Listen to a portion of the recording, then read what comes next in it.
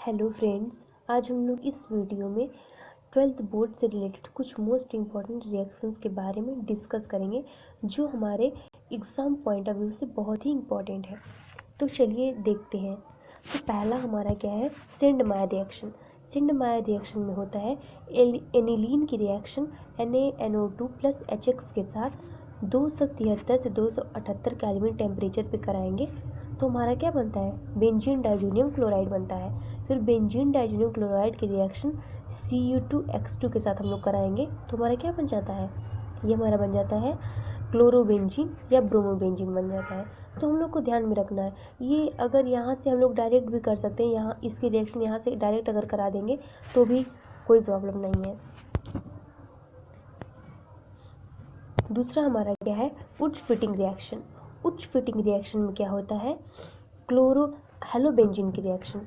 हेलोबेंजीन की रिएक्शन हम लोग सोडियम के साथ एल्किल हैलाइड के प्रेजेंस में कराते हैं, ईथर के प्रेजेंस में, तो हम लोग क्या बन जाता है, एल्किल बेंजीन बन जाता है और सोडियम हैलाइड बाहर निकल जाता है। तो हम लोग को ध्यान में रखना है इस रिएक्शन को भी। और तीसरा क्या है, फिटिंग रिएक्शन। फिटिंग रिएक्शन में क्या होता है, 2 मोल बेंजीन की रिएक्शन हम लोग 2 मोल सोडियम के साथ ईथर के प्रेजेंस में करा देते हैं तो हमारा क्या बन जाता है, डाइफेनिल बन जाता है। तो यहाँ ये हमारा क्या बन गया, ये हमारा डाइफेनिल बन जाता है और 2 सोडियम हैलाइड बाहर निकल जाता है। और चौथा हमारा क्या है, Friedel craft reaction. Friedel craft reaction में क्या होता है, हमारा क्लोरोबेंजीन की रिएक्शन क्लोरोफॉर्म के साथ, क्लोरोबेंजीन की रिएक्शन क्लोरोफॉर्म के साथ एनहाइड्रस AlCl3 की प्रेजेंस में कराते हैं तो हमारा क्या बन जाता है, 2 मेथॉक्सी क्लोरोबेंजीन और 4 मेथॉक्सी क्लोरोबेंजीन बन जाता है। तो हम लोग को ध्यान में रखना है, ये बहुत ही मोस्ट इंपॉर्टेंट रिएक्शन है तो इसको हम लोग को अक्सर ध्यान में रखना है, फ्रीडल क्राफ्ट रिएक्शन। और पांचवा क्या है, राइमर टाइमन रिएक्शन। ये भी हमारी मोस्ट इंपॉर्टेंट रिएक्शन है तो इसको भी हम लोग को ध्यान में रखना है। इसमें क्या होता है, फिनॉल की रिएक्शन क्लोरोफॉर्म के साथ हम लोग एक्वस NaOH के साथ कराएंगे तो हमारा क्या बन जाता है, सेल्सल्डिहाइड बन जाता है। तो हमको इसको बहुत ध्यान में रखना है कि ये राइमर टाइमन रिएक्शन में क्या होता है, क्योंकि ये अक्सर पूछा जाता है। तो इसमें क्या होगा, देखिए फिनॉल की रिएक्शन हम लोग क्लोरोफॉर्म के साथ एक्वस NaOH के प्रेजेंस में कराएं तो हमारा क्या बन गया, सेल्सल्डिहाइड बन गया। तो हम लोग जितना बार इसको लिखेंगे और देखते रहेंगे अपने आँख के सामने ना, तो अपने आप ये रिएक्शन याद हो जाएगी। कम से कम 10 बार लिखिए, अपने आप याद हो जाएगी। तो हम लोग को ध्यान में रखना है क्योंकि ऑर्गेनिक केमिस्ट्री में बहुत ज़्यादा पूछी जाती है ये सब। और छठा हमारा क्या है, फ्रीडल क्राफ्ट एल्काइलेशन। तो इसमें क्या होता है, इसमें जो होता है मेथॉक्सी बेंजीन की रिएक्शन क्लोरोफॉर्म के साथ हम लोग कराएंगे एनहाइड्रस AlCl3 के प्रेजेंस में तो हमारा क्या बनेगा, 2 मेथॉक्सीटालोइन और फिर 4 मेथॉक्सीटालोइन। तो ये हमारा जो होता है मेजर प्रोडक्ट होता है तो इसको हम लोग को ध्यान में रखना है। अब हमारा नेक्स्ट सातवां क्या है, हमारा हैलोफॉर्म रिएक्शन। तो हैलोफॉर्म रिएक्शन में इसमें सबसे ज़्यादा हम लोग को ध्यान में रखना होता है, इसमें कितने मोल्स है। इसमें 3 मोल्स यहाँ पे हमारा हैलोजन ग्रुप लिया गया है और 4 मोल्स NaOH। तो यहाँ पे मोल्स पे बहुत ध्यान दिया जाता है क्योंकि हम लोग अक्सर एग्ज़ाम में मोल्स को भूल जाते हैं। तो ये हमारा बहुत ज़्यादा मोल्स को ध्यान में रखना है हम लोग को हैलोफॉर्म रिएक्शन में। तो हैलोफॉर्म रिएक्शन कौन देता है, जिसमें CH3 C double bond O, जिसमें CH3 C double bond O group present होता है, वो हमारी हैलोफॉर्म रिएक्शन देती हैं। तो इस चीज़ को हम लोग को ध्यान में रखना है। और पांचवा हमारा क्या है, स्टीवन रिएक्शन। स्टीवन रिएक्शन में क्या होता है, इसमें जो होता है नाइट्राइल की रिएक्शन स्टेनस क्लोराइड के साथ, इसमें जो होता है नाइट्राइल की रिएक्शन स्टेनस क्लोराइड के साथ HCl की प्रेजेंस में कराएंगे तो हमारा क्या बन जाएगा, हमारा एल्डिहाइड बन जाता है। तो हम लोग को ध्यान में रखना है कि स्टीफन रिएक्शन में क्या होगा, नाइट्राइल की रिएक्शन हम लोग SnCl2 के प्रेजेंस में कराएंगे तो हमारा क्या बन जाएगा, एल्डिहाइड बन जाता है। तो हम लोग को इसको भी ध्यान में रखना है और ये भी इंपॉर्टेंट रिएक्शन है। और हमारा क्या है, नेक्स्ट क्या है, इटार्ड रिएक्शन। तो इटार्ड रिएक्शन में क्या होता है, ये बहुत ही इंपॉर्टेंट रिएक्शन है, आप लोग इसको ध्यान से देखिए। इटार्ड रिएक्शन में क्या होता है, टॉलुइन की रिएक्शन हम लोग क्रोमिल क्लोराइड के साथ कराते हैं। ये जो हमारा क्रोमिल क्लोराइड का फॉर्मूला क्या होता है, CrO2Cl2, क्रोमिल क्लोराइड के साथ कराते हैं तो हमारा ये जो इंटरमीडिएट के रूप में क्रोमियम कॉम्प्लेक्स बनता है, फिर उसके बाद हमारा क्या बन जाता है, बेंजल्डिहाइड बन जाता है। तो हम लोग को इसको भी ध्यान में रखना है। और हमारा नेक्स्ट क्या है, ये हमारा है गाटरमान कोच रिएक्शन। हमारा क्या है, गाटरमान कोच रिएक्शन। तो इसमें क्या होता है, बेंजीन की रिएक्शन कोबाल्ट के साथ,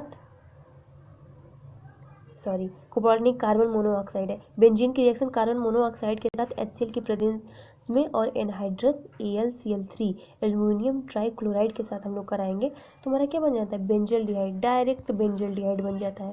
तो ये तो बहुत ही ईजी रिएक्शन है।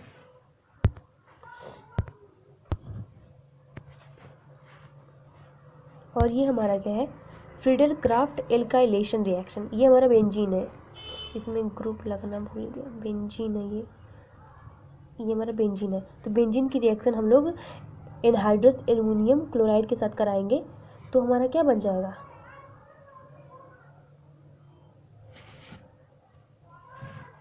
ये थोड़ा मिस्टेक हो गया इस रिएक्शन में। और हमारा नेक्स्ट क्या है, क्लाइमेंशन रिएक्शन। तो क्लाइमेंशन रिएक्शन में क्या होता है, सॉरी क्लाइमेंशन रिडक्शन। तो इसमें क्या होता है, C डबल बांडो कार्बोनिल ग्रुप वाले एलिमेंट्स कंपाउंड्स की रिएक्शन जो हम लोग जिंक अमलगम HCl के साथ कराएंगे तो हमारा क्या बन जाता है, एल्केन बन जाता है। तो इसको हम लोग को ध्यान में रखना है। इसी का सेम यही रिएक्शन क्या है, उल्फ किश्नर रिएक्शन। तो उल्फ किश्नर रिएक्शन में क्या होता है, C डबल बांडो कार्बोनिल ग्रुप वाले कंपाउंड्स की रिएक्शन जो है हाइड्रोजीन के साथ हम लोग कराएंगे तो हमारा ये भी क्या बना लेता है, एल्केन बना लेता है। तो हमको ध्यान में रखना है इस रिएक्शन को। तो और हमारा क्या था, एल्डोड कंडेंसेशन। तो एल्डोड कंडेंसेशन में क्या होता है, इसमें जो होता है ना, अल्फा हाइड्रोजन जो होता है प्रेजेंट होना चाहिए। एल्डोड कंडेंसेशन में जो है अल्फा हाइड्रोजन, एल्डोड कंडेंसेशन में अल्फा हाइड्रोजन प्रेजेंट होना चाहिए। तो इसमें क्या होता है, एथेनॉल की रिएक्शन हम लोग करा देंगे तो क्या बन गया, ब्यूटूनॉल बन गया, ब्यूटूनॉल बन गया। तो इसको हम लोग को ध्यान में रखना है। और ये हमारा जो बीच का प्रोडक्ट बना ये हमारा एल्डोड है, और जो हमारा कंप्लीट प्रोडक्ट बना इसको हम लोग क्या कहते हैं, एल्डोड कंडेंसेशन प्रोडक्ट। तो इसको हम लोग को ध्यान में रखना है, ये बहुत ही मोस्ट इम्पॉर्टेंट रिएक्शन है। और कैनिजारो रिएक्शन हमारा आता है, कैनिजारो रिएक्शन। कैनिजारो रिएक्शन में क्या होगा, इसमें अल्फा हाइड्रोजन प्रेजेंट नहीं होने चाहिए, तो हम लोग को ध्यान में रखना है, उसमें प्रेजेंट होने चाहिए और इसमें अल्फा हाइड्रोजन प्रेजेंट नहीं होने चाहिए। तो इसमें क्या होगा, बेंजल्डिहाइड की रिएक्शन हम लोग कंसनट्रेटेड NaOH के साथ कराएंगे, हीट कराएंगे तो हमारा क्या बन जाएगा, बेंजिल एल्कोहल और सोडियम बेंजोएट। तो हमारा ये बन जाता है। तो हम लोग को इसको भी ध्यान में रखना है, एक का ऑक्सीडेशन हो जाता है और एक का रिडक्शन हो जाता है। इसमें हम लोग को ध्यान करने जाना, रिएक्शन में क्या होता है, एक का ऑक्सीडेशन हो जाता है और एक का रिडक्शन हो जाता है। और कहीं कहीं लिखा रहता है 50% NaOH के साथ, तो 50% NaOH के साथ इसकी रिएक्शन होती है। तो ये भी हम लोग को ध्यान में रखना है। और हमारा 16 नंबर पे क्या है, हाफ विलहाल्ड जिलिस्किन रिएक्शन। इसको हम लोग HVZ रिएक्शन भी कहते हैं। ये तो बहुत ही इंपॉर्टेंट रिएक्शन है, ये तो अक्सर पूछी जाती है, HVZ रिएक्शन क्या होती है। तो इसमें क्या होता है, कार्बोक्सिलिक एसिड की रिएक्शन हैलोजन और रेड फास्फोरस के साथ वाटर की प्रेजेंस में करा देंगे तो हमारा क्या बन जाएगा, अल्फा हाइड्रोकार्बोक्सिलिक एसिड बन जाता है। और X की जगह पे हम लोग क्लोरीन और ब्रोमीन ले सकते हैं। तो हमको इस HVZ रिएक्शन को भी ध्यान में रखना है। और हमारा नेक्स्ट क्या है, इसमें हाफमान ब्रोमोएमाइड डिग्रेडेशन रिएक्शन। तो इसमें देखिए, इसमें भी मोल्स को हम लोग को बहुत ही ध्यान में रखना रहता है। यहाँ पे 4 मोल NaOH लिया गया है और लास्ट का ये जो है सोडियम ब्रोमाइड, 2 मोल सोडियम ब्रोमाइड और 2 मोल वाटर है।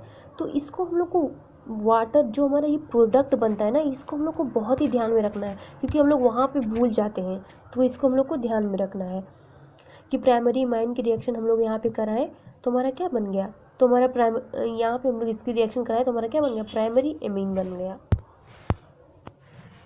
और हमारा नेक्स्ट क्या है, कार्बिल एमाइन रिएक्शन। ये तो बहुत ही इंपॉर्टेंट रिएक्शन है, वो ये एमीन चैप्टर से अक्सर पूछी जाती है, कार्बिल एमाइन रिएक्शन क्या होती है। तो हमारी प्राइमरी इमाइन की रिएक्शन हम लोग क्लोरोफॉर्म के साथ पोटेशियम हाइड्रोक्साइड की प्रेजेंस में कराते हैं, तो हमारा क्या हीट कराते हैं तो हमारा क्या बनता है, आइसोसाइनाइड। तो और ये जो थोड़ा बदबूदाहट के साथ हमारा आइसोसाइनाइड बनता है, तो और इसमें क्या निकलता है, पोटेशियम क्लोराइड बाहर निकल जाता है, प्लस 3 मोल वाटर निकल जाता है। तो ये हमारी कार्बाइल इमाइन रिएक्शन हो गई। आज हम लोग ये कुछ मोस्ट इम्पॉर्टेंट रिएक्शंस थी जिसके बारे में हम लोगों ने आज डिस्कस किया। तो आप लोग को क्या करना है, जो ये रिएक्शंस हैं इनको 3 से 4 बार या 10 बार भी बार लिखोगे आप लोग तो याद हो जाएगा, क्योंकि ये अक्सर एग्ज़ाम में आना ही आना है। इसमें से 2 से 3 रिएक्शन तो आनी ही आनी है। आई होप आप लोग को मेरा वीडियो अच्छा लगा हो। अगर वीडियो अच्छा लगा हो तो please like and share. Thank you.